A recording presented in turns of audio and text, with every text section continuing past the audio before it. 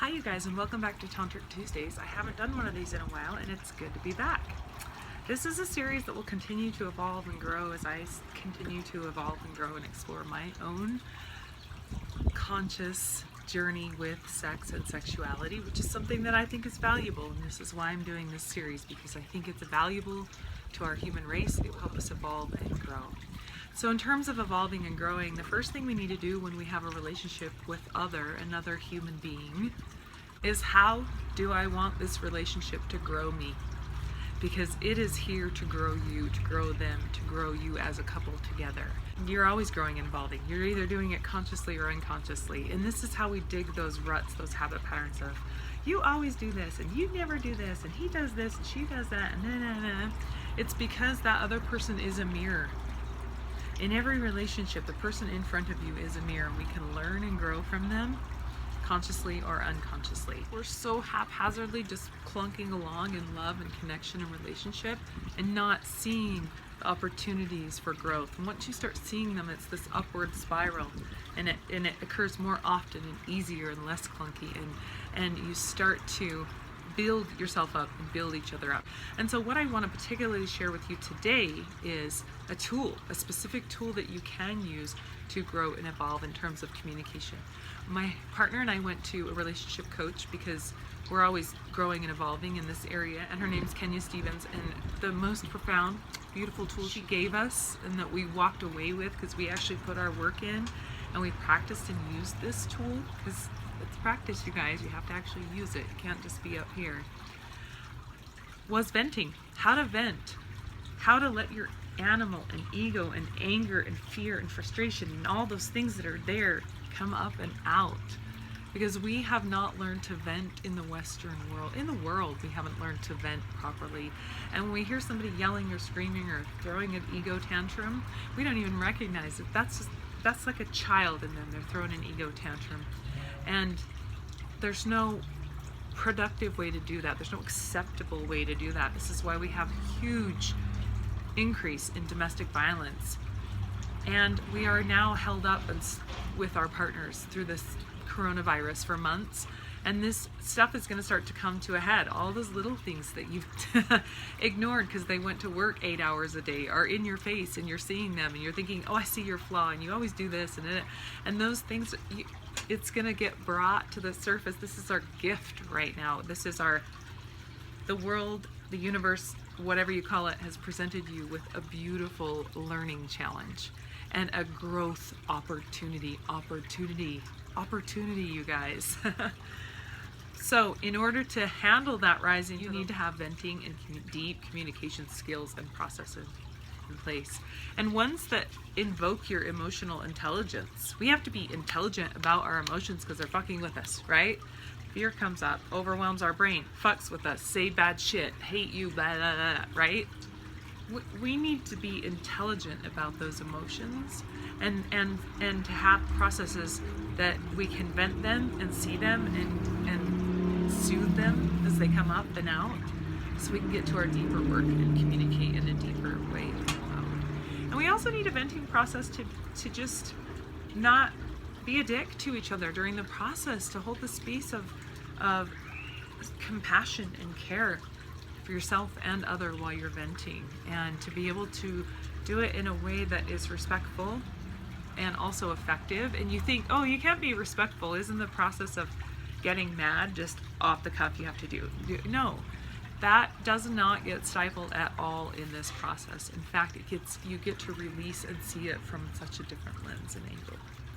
So her book is called Up Level, UPLVL, and you can get it and go through the process. I'm going to go through a little bit of the process with you today. But mostly this video is about you getting it to sink in up here as to why this might be important.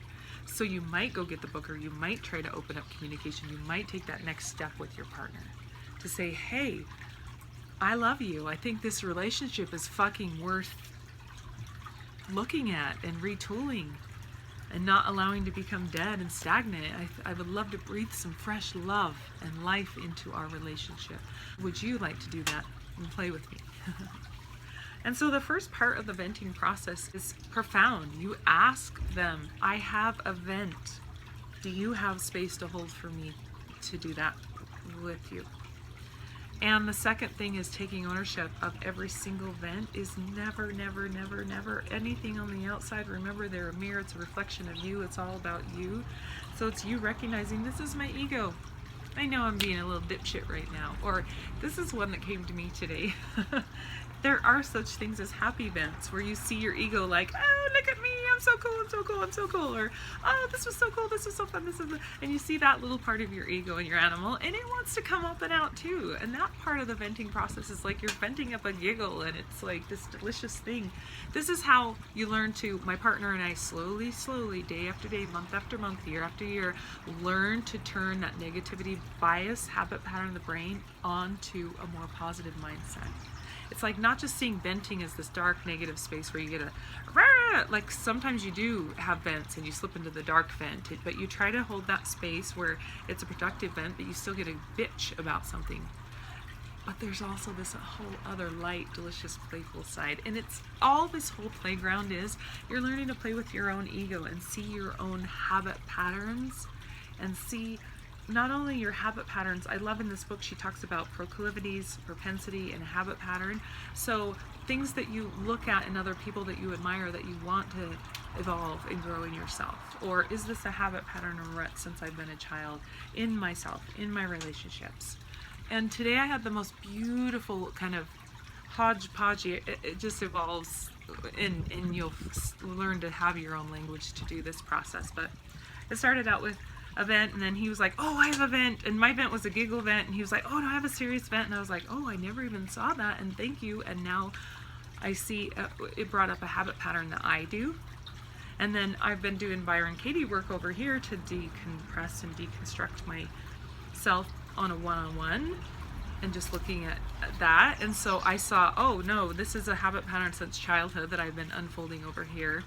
And so something that my partner brought out, and I was able to go, oh yeah, I do that, and I think it's this, and it's related to this, and I'm unfolding it.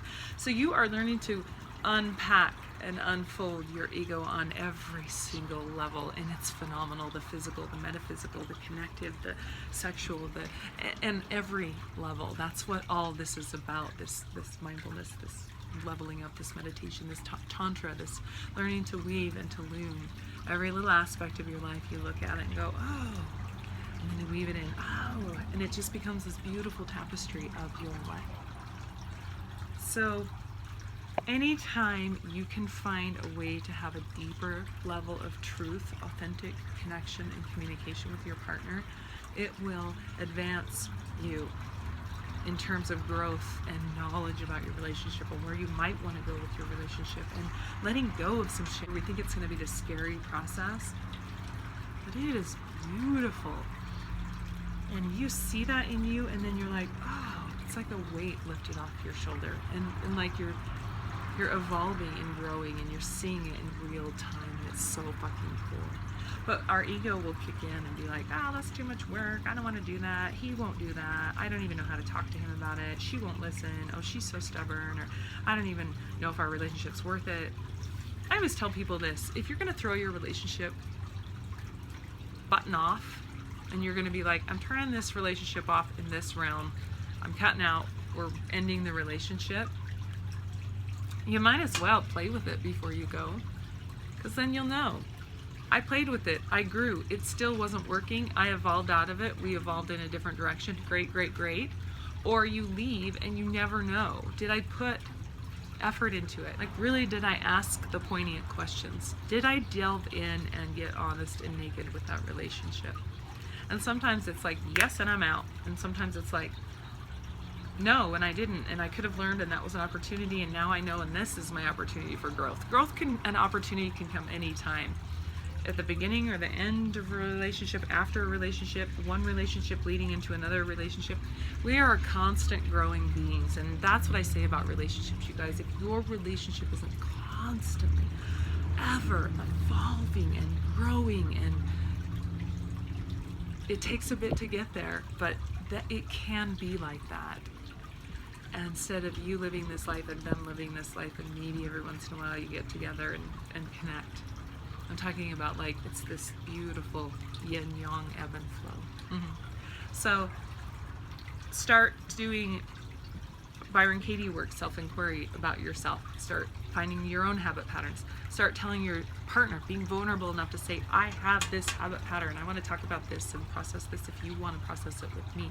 But the first step is to everybody admitting, this is my ego, this is a habit pattern, this is nothing, it's not real, but if I could get rid of this bullshit off the top, I could get to the underbelly, I could get to the deeper work on myself, which will affect them always 100% of the time, will affect them 100% of the time, 100% of the time, and 100% of the time. In a way, don't fucking worry about how it affects them, just in a way that it will grow them in some way or another, and you can't take it. On their end, how it affects them, that's them, get out of their business. But you changing and evolving and you being a more conscious being 100% of the time is good anywhere. And it doesn't mean that change won't happen and relationships won't die and bad shit won't happen. It's about riding that wave of all of that bad stuff and being able to go, oh, this will change too, this will change too. I was talking to somebody yesterday about this virus thing, so brilliant. Steve, thank you. And he was saying, I keep hearing people say, I just can't wait for this to be over. I can't wait for this to be done. And it's funny, it's like, this is just another movie script, another change, another evolution in your life. What are we waiting for? What to be done? What to be done? We do that all the time, and then our life is always waiting for something to be done because we're so distracted on that one thing, and we have to, needs to go away. It's bugging me. It needs to go away. It's fucking, instead of being like, it's here, it's my reality. It's the script that's playing on the movie screen of life right now. So you can get up and walk out on that fucking script, yeah, and ignore it, or be like, I don't want to see that script. But it's always there, always running, never going anywhere. You're just walking away from it. And you can sometimes walk away from some of the craziness. It's good to do, to be like, this world is crazy as shit. But there's a difference between seeing the insanity and you're still in the world. You're a householder, you're not a monk. Playing with it and evolving with it and flowing with it, and then shutting it down. It's like our emotions. We can stuff them down, or we can ignore them, or we can compartmentalize it, but they're in there and they're building and they're going to come up and they're going to come out. So how do you want them to come out? Through an amazing venting process that connects you deeper on so many deeper levels with your partner, that builds your communication and builds your emotional intelligence skills, that builds your patience and helps you work on kindness and compassion, that just grows you in every facet and dimension. Right? I can think of a cooler way to allow myself to grow and evolve. With those emotions I'm going to have, with those emotions that are never going to go away, with those emotions that come up, those sensations in the body. And that's what's great about her venting process. She talks to you about sensations in the body. That's your animal part of you coming up. And that's like the itching, the burning, like the animal sensations in your body that you feel. And you're like, oh, I don't want to be in pain. I don't want to be hot. I want to be perfect temperature. I want to like always be in equilibrium. So she works with you in this venting process so beautifully about going, oh, this is my animal self that's coming up, that's irritating or agitating me through this form of sensation in my body, pain, anxiousness, heaviness, or start to feel, it's like unpacking a whole nother layer, you guys. So much fun stuff out there. And thanks for joining me on this crazy journey and process. I hope you have a fabulous day.